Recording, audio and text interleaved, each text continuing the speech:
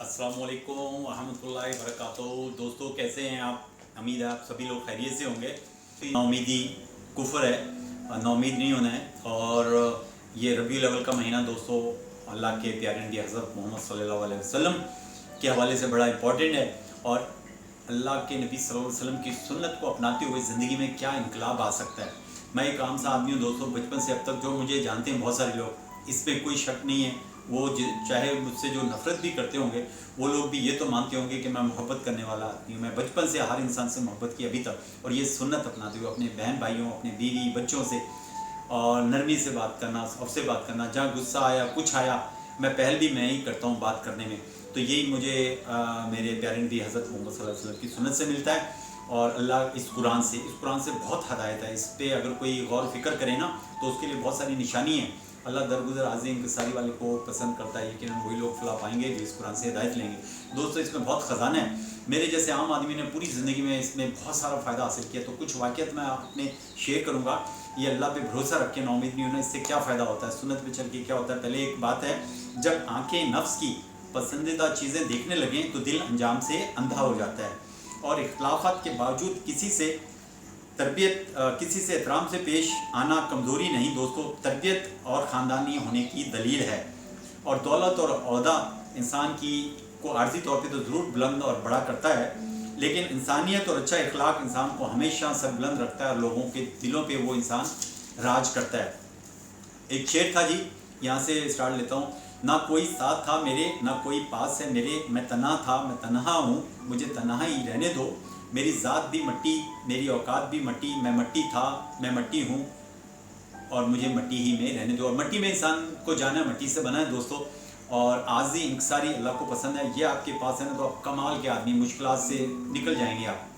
और वो जो बात क्या थी, जो वाक़या क्या था, वो मैं आपको बताऊंगा। और इस तरह बहुत सारे वाक़यात हैं जो आप देखेंगे जिस पे अल्लाह पे भरोसा, तो अल्लाह कितनी मदद करता है। मैं शादी के बाद दोस्तों यहाँ कतर आना हुआ। मेरा ससुराल जो था कराची, वो मेरे जो फादर थे वो कतर में जॉब करते थे।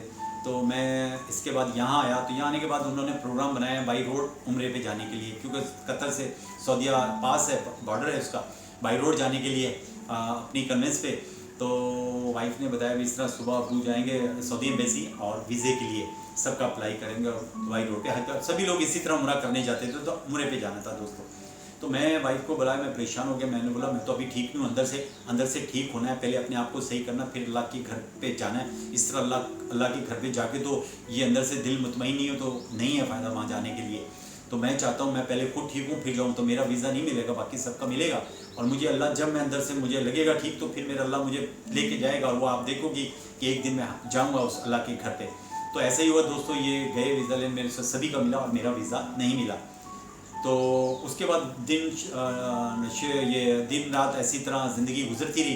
बहुत टाइम के बाद फिर एक वक्त ऐसा आया दोस्तों कि हमारी जो फैमिली के अंदर रिलेशन में कुछ एक फंक्शन था, और उस फंक्शन में हमारे घर वालों ने जाना था, यानी मेरे बीवी बच्चों ने, मैं भी जाता। लेकिन उनसे कुछ इख्तलाफात चल रहे थे। तो जब इख्तलाफात होते हैं दोस्तों, तो फिर कोई अच्छा आदमी भी हो उसको पसंद नहीं करते हैं। वो इख्तलाफात होते हैं, जब ख़त्म हो तो सब ठीक हो जाता है।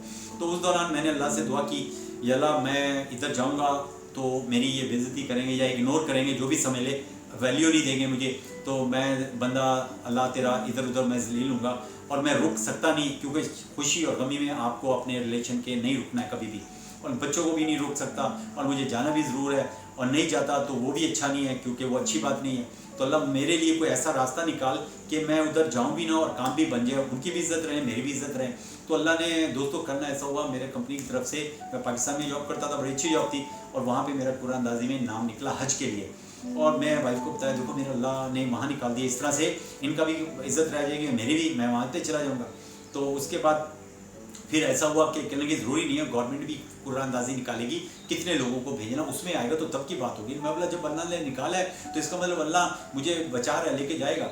और फिर मैंने कहा था ना, जब ठीक हूँ तो अल्लाह लेके जाएगा अपने घर। देखो अब वो मुझे लेके जा रहा है अल्लाह। और फिर वो उस कुरान अंदाज़ी में भी दोस्तों मेरा नाम निकला। और फिर जो दोस्तों वो फंक्शन हुआ, उस वक्त मैं काबा में था। तो मैं 42 डेज़ का मेरा हज था जो मैंने वहाँ गुजारा। और फिर एक पिक्चर के लिए मेरे पास मोबाइल था, मैंने कहा खाना काबा के सामने खड़े होकर दोस्तों अपने फ़ोटो बना लूँ। तो फिर मैं रोने लग गया, और मुझे अंदर से आई फील के रियाज के दुनिया को दिखाएगा ये फ़ोटो। तो अल्लाह के लिए हज करने गया, ایک فرض تھا اللہ تجھے لے کے آ گیا, وہ تم نے کہا تھا کہ اللہ لے کے جائے گا, اللہ لے کے آیا, تو یہ دکھا کے کہ تمہارے حج, تو میں نے دوستوں رونے لگ گیا اور میں نے وہ فوٹو نہیں کھینچا کہ یہ نماز, یہ روزہ, یہ قرآن, یہ حج, یہ تو اللہ کے لیے کرتے ہیں نا عبادت. انسان کے لیے تو یہ ہے کہ اس کے لیے کیا آسانی پیدا کرتے ہیں, میرے اچھے ایکٹ سے دوسرے کو فائدہ ہوگا, میرے غلط ایکٹ سے دوسرے کو نقصان ہوگا. ہم نے لوگوں کے لیے آسانی پیدا کرنی ہے, نہ کہ مشکلات. تو دوستو یہ ایک واقعہ تھا جو دیکھو کبھی میں اس وقت نہیں جانا چاہتا, پھر میں لے کے گیا, ان کی بھی عزت رہی, میری بھی عزت رہی, اور وہ کام بھی بن گیا. اور پھر وہ گھر والے تھے, وہ وائف سے پوچھ رہے تھے کہ بھی کب آئے گا ریاض کا, بتاؤ ہم ایئرپورٹ پہ جائیں گے ملنے کے لیے کراچی. تو وہ کراچی آئے ہوئے تھے, وہ بھی اس فنکشن میں آئے ہوئے تھے. تو میں وائف کو بولا بھی میں نہیں بتاؤں گا, کیونکہ میں تو حج کر کے آیا ہوں اللہ کی رضا کے لیے, وہ آ کے ہاتھ پہنا کے کیا لیں گے, میں گھر پہ آ رہا ہوں نا, ان کے لیے تبرک لے کے آؤں گا, ان کے لیے دعائیں کی ہیں, پورے پاکستان کے لیے دعا کی, سب لوگوں کے لیے کی ہیں, تو اس سے ان کو فائدہ ہوگا, میرے یہ ہاتھ ڈالنے سے نہیں ہوگا فائدہ. تو کہہ رہے ہیں وہ ناراض ہو رہے ہیں, تو میں نے کہا ان کو ہونے دو, میں آ کے خود منا لوں گا.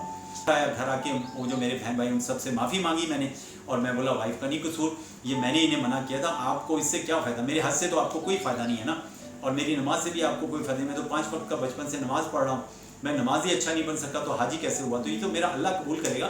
آپ کو میرے ایکٹ سے فائدہ ہے تو میں اچھا ہوں, تو میں نے آپ کے لیے تبرک لے کے آیا ہوں, چیزیں لے کے آیا ہوں, گفٹ لے کے آیا ہوں, اور آپ لوگوں کے لیے دعا کی.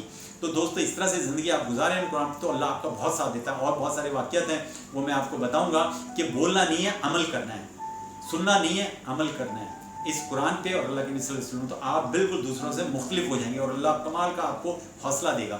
مشکل وقت میں آپ کھڑا ہونا, اللہ آپ کو کھڑا کرے گا. دو ہی تو چیزیں ہونی, زندہ رکھے گا تو اللہ رزق دے گا, مار دے گا, جب موت آئے گی تو کوئی بھی آپ کو بچا نہیں پائے گا, اور یہ آپ کی اولاد سب کچھ ہوتے ہوئے آپ کو قبر میں اتار کے آئے گی, لحد میں اتار کے آئے گی, وہاں کوئی بھی نہیں ہوگا, آپ اکیلے ہوں گے. تو اس وقت پوچھا جائے گا من ربوں کا, من دینوں کا, من نبیوں کا, بتاؤ آپ تو دنیا میں کیا کیا, تو کیا بتائیں گے, ریاض کیا بتائے گا.